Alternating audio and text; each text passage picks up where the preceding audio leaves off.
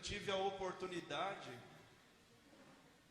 de começar a minha caminhada levando a palavra de Deus.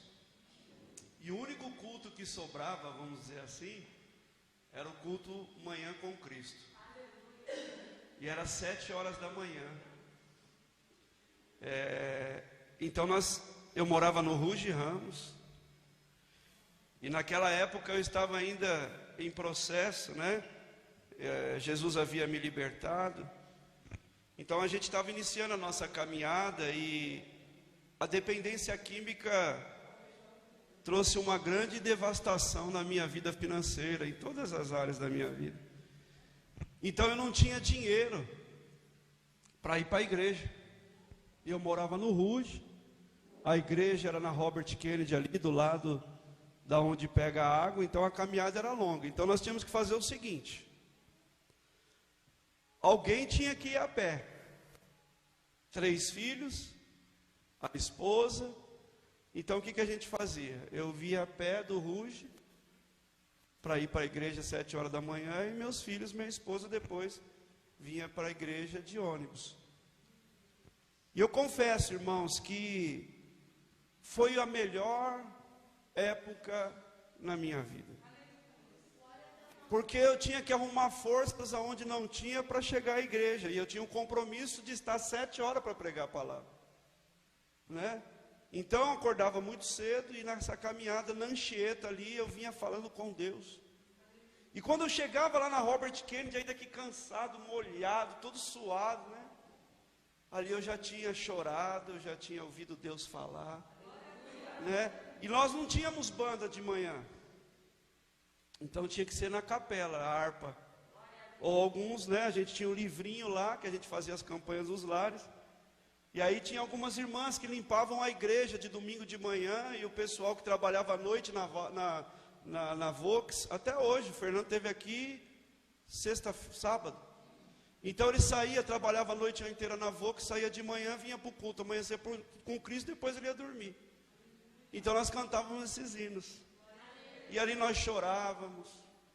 Ali Deus curava, libertava, restaurava.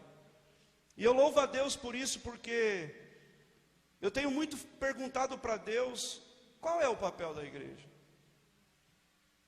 Qual é o tempo que nós estamos vivendo e aonde nós estamos errando? O que nós precisamos fazer para verdadeiramente começar a ver o que a palavra de Deus diz ao nosso respeito? Eu achei muito importante, mexeu muito comigo, quem esteve aqui, o pastor Wellington lá. Ele falou assim, por que né? Ele perguntou, Deus está aqui? Não foi assim que ele perguntou? E ele falou, Deus está aqui? Ele falou, também, o pessoal também. Ele falou assim, por que que o Deus daqui fazia tantos milagres e o Deus que está aqui não faz hoje? Eu fiquei pensando, pastor Marcelo. Eu falei, rapaz, tem alguma coisa aí. Por que que a gente lê a Bíblia e a gente vê o cego enxergar, o surdo ouvir, o paralítico levantar, né, da cama e andar, o morto ressuscitar? E por que que não acontece hoje isso no nosso meio? Por que que nós estamos, e muitas pessoas no tempo de hoje estão apostatando da fé, porque aquilo que ele lê, ele não consegue viver. Então existe aí, está prevalecendo aquela visão de que verdadeiramente quem escreveu a Bíblia foram homens. E aonde está a verdade nisso? Mas quando eu olho para a palavra, a Bíblia ela vai mais profunda. Ela diz, olha, e conhecereis a verdade, e a verdade vos libertará. Então muitas vezes a gente olha e vê, peraí, mas eu não estou vendo o surdo ouvir. Será que não? Eu não estou vendo o paralítico levantar da cama. Será que não? Então diante disso nós precisamos entender que eu quero que você faça uma reflexão nessa manhã. O mesmo Lázaro que ressuscitou, um dia ele teve que morrer, sim ou não?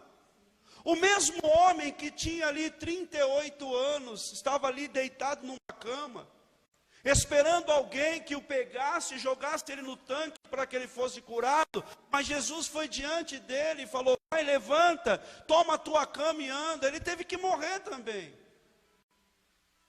E nós muitas vezes estamos só preocupados com o hoje, com o agora, com o momento. Nós queremos ver a realização nas coisas materiais. Mas quando nós olhamos para a palavra de Deus, o maior plano, entenda isso, irmãos, é muito difícil dizer isso, mas é uma realidade. E isso precisa voltar a ser pregado nas igrejas. O Senhor quer a tua vida, Ele quer a tua alma, Ele quer o teu coração. Ele não veio para te dar riquezas. Riquezas é consequência. Tanto é que nós dissemos aqui no começo: buscai a Deus, a justiça dEle e as demais coisas. Fique tranquilo, que Ele vai colocar na sua mão, Ele vai acrescentar, Ele vai abrir porta, Ele vai trazer oportunidades. E diante desse pensamento, hoje o Senhor me trouxe uma parábola muito conhecida, que de repente, aleluias, para alguns é somente usado numa cracolândia, numa casa de recuperação, no evangelismo, mas ele é para a igreja nos dias atuais, que é a passagem do filho pródigo. É a parábola do filho pródigo, que hoje nós vamos aprender e vamos ter algumas lições, que nós precisamos trazer para a nossa vida, não amanhã, não depois da manhã, mas precisa ser agora. Jesus está voltando.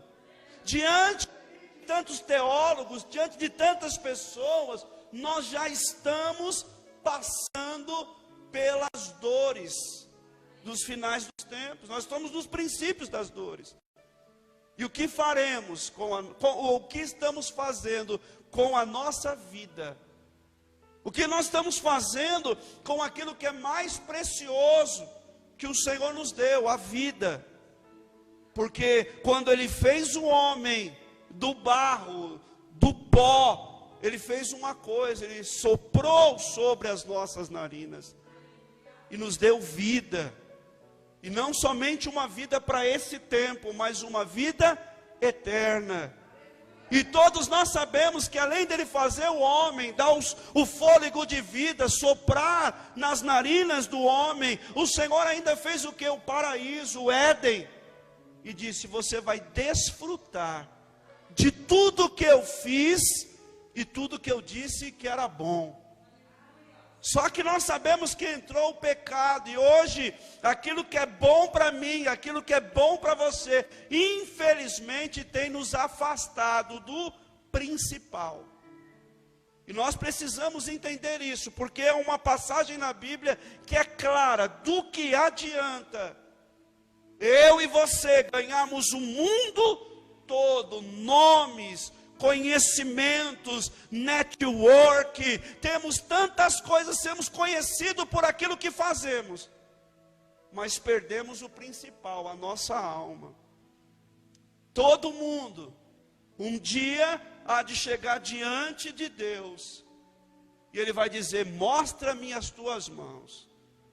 E o que iremos apresentar a Ele? Foi dito aqui, muitas vezes a gente diz: eu não tenho tempo para buscar a Deus, eu não tenho tempo para orar, eu não tenho tempo para ir para a igreja.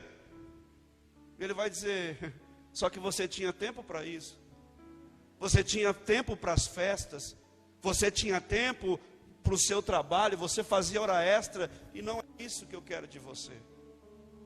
Então hoje nós vamos perceber que Jesus, na sua